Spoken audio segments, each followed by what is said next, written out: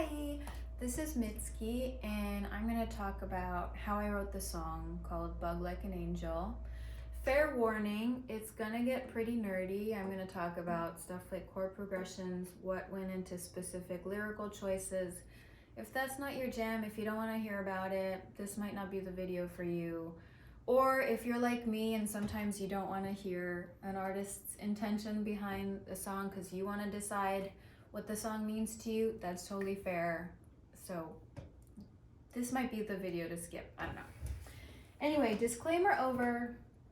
Bug Like an Angel starts with these four chords in this order: D flat major, A flat major, E flat major, B flat major, and it's gonna stay in that sequence for basically the rest of the song except for one time, which we'll go over later.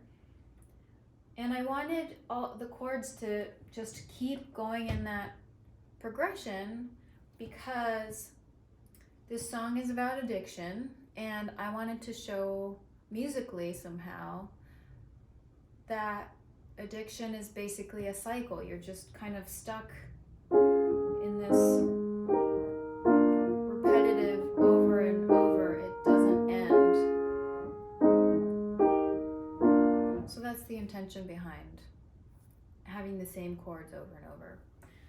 So we have that chord progression twice as an intro, and hopefully that leads the listener to think, okay, I get it. The D flat is the first chord. That's how it goes. And then I wanted to do a little twist, a little change, a little surprise by actually having the vocals come in the middle of what we think is the chord progression at A flat major instead. So there's a bug like an angel stuck to the bottom. And I wanted to do that because I wanted to give a feeling of being off balance. Because again, this is a song about addiction, and that's not exactly a balanced state. And I wanted to figure out ways to express that state musically. So the first lyrics are, there's a bug like an angel stuck to the bottom of my glass with a little bit left. I like to start songs, not always, but sometimes it's useful to start songs with descriptions so that you can hopefully immediately paint a picture in your listener's head. For this, I wanted to paint a picture of someone drinking something out of a glass, and there's a little bit left in the glass, and they're drinking like this, and they realize there's a bug stuck at the bottom of their glass, and because it's stuck like this at the bottom and they're raising it, it looks like there's an angel in the sky. And since we get later on in the song, we get more into things like God, the devil, etc., I wanted to open the song with imagery of an angel to sort of set the tone. Okay, so we have a description. After the description, I wanted the protagonist to say something about themselves, to like introduce themselves. So, as I got older, I learned I'm a drinker. Sometimes a drink feels like family. That's the first big jump scare, and you know I love jump scares in my songs. Out of nowhere, a choir comes. I'm quite proud of that. I really like that part. And I also wanted that to be the first big emotional moment, saying the word family with a whole choir out of nowhere. I just wanted to evoke that sort of intensity with a choir as well. And then we go back to the chord progression, and then the second verse. Hey, what's the matter, looking like your sticker? So now we've had a description of the scene, the protagonist says something about themselves. Now I wanted to bring another character in and have the protagonist, who we know, point them out. Go, hey, what's the matter? You're looking like a sticker, like your sticker is stuck on a floor somewhere. And what I intended with that description is that the other person, whoever they are, they look like they're not having a good time. They look like they're sad, they're despondent. And I just thought of that description because I felt like, you know, when you're a kid, I shouldn't say when I was a kid, I remember stickers were so important to me.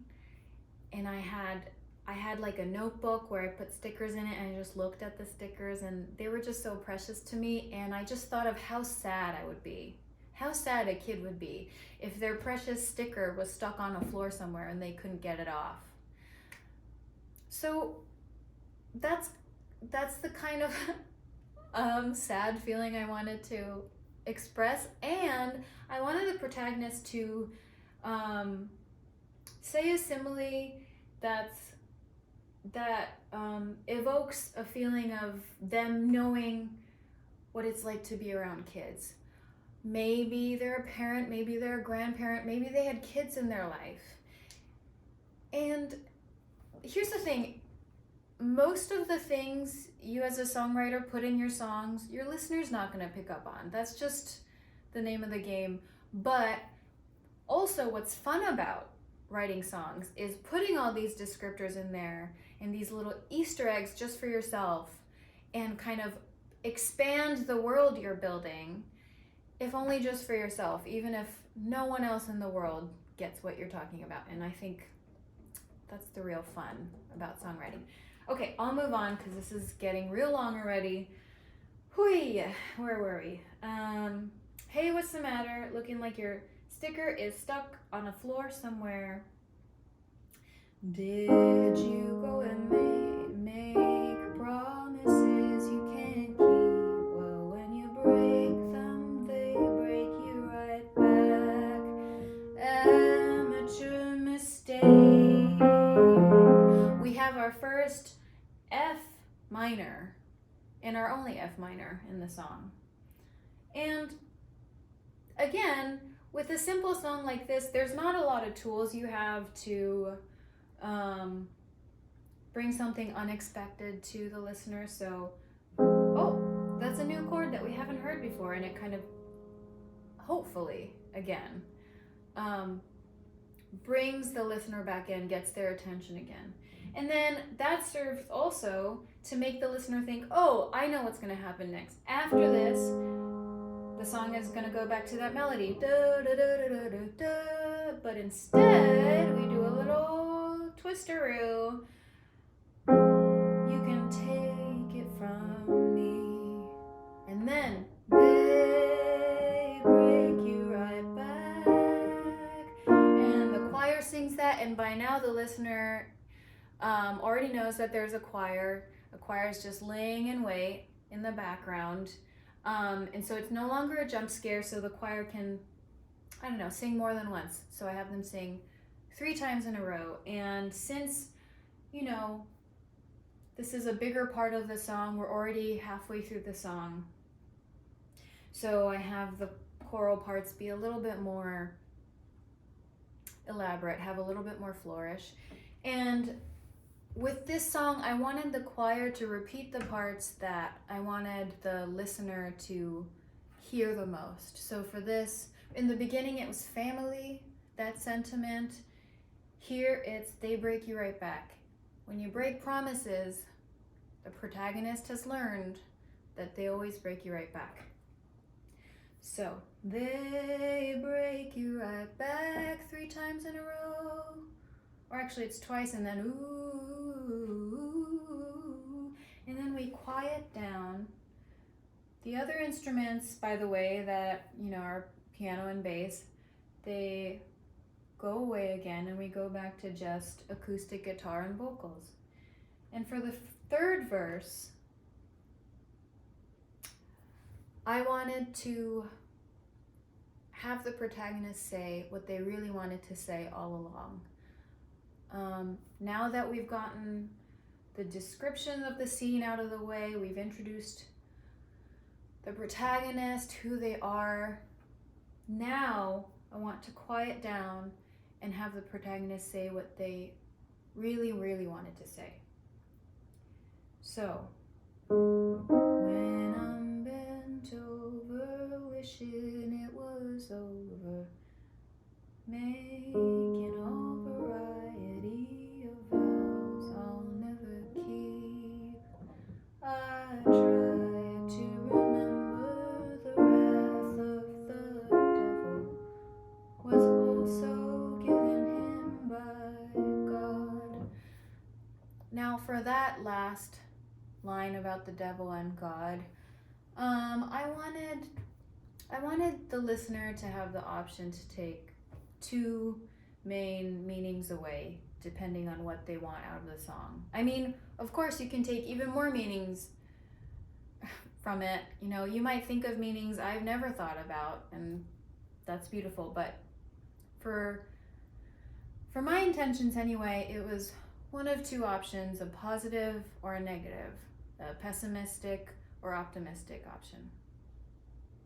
The optimistic ending is that the protagonist is saying, well, when I'm bent over and I'm at rock bottom, I try to remember that the wrath of the devil I'm feeling right now, the suffering I'm feeling right now, was also given to the devil by God, because God created the devils as well. So maybe all this suffering I'm feeling has some sort of meaning or some sort of thing I can learn from, something positive from it. So that's option one. And then pessimistic option is that, again, the protagonist is bent over and at rock bottom and kind of making vows to God, like, I won't do this again, yada yada. But then it occurs to the protagonist, maybe this suffering was also given to me by God via the devil. So maybe God intended this suffering for me, and maybe there's no point in asking God for help because God wants me to suffer.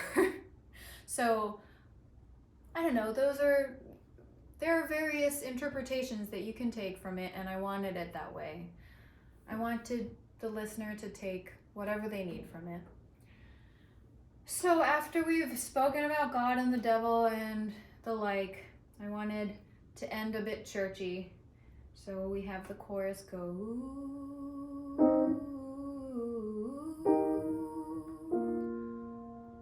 and we close out with that. And that's the song. And thank you for watching this incredibly long video. I hope at least maybe 5% of you watching this got something out of it. Again, I'm sorry it got real nitty-gritty, but thank you for listening.